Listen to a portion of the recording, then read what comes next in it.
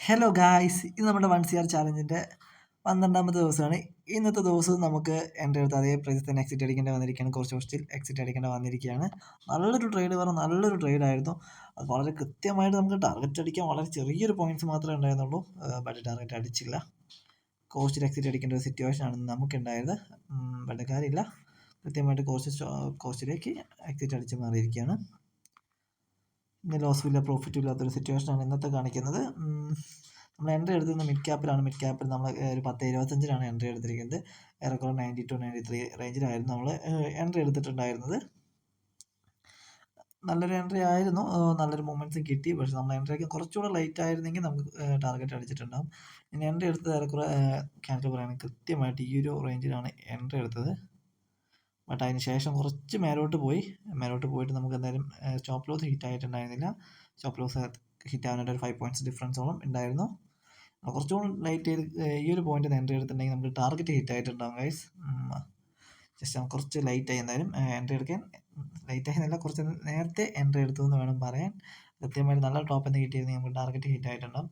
അതിനുശേഷം നമ്മൾ എൻ്റെ ഒരു വ്യൂവിന് അനുസരിച്ച് തന്നെ മാർക്കറ്റ് നല്ല രീതിക്ക് തന്നെ പാരഷനിലേക്ക് വന്നു. അത്യാവശ്യം നല്ല പ്രോഫിറ്റും വന്നതാണ്. പക്ഷേ നമുക്ക് നമ്മുടെ ടാർഗറ്റ് എത്തിയില്ല. ടാർഗറ്റ് എത്താൻ മാത്രമുള്ള മൊമെൻറ്റ്സ് വന്നില്ല. കുറച്ചുകൂടി ഈ ഒരു റേഞ്ചിലേക്കും കൂടി എത്തിയിരുന്നെങ്കിൽ മേ ബി ചിലപ്പോൾ ടാർഗറ്റ് അടിച്ചിട്ടുണ്ടാകും.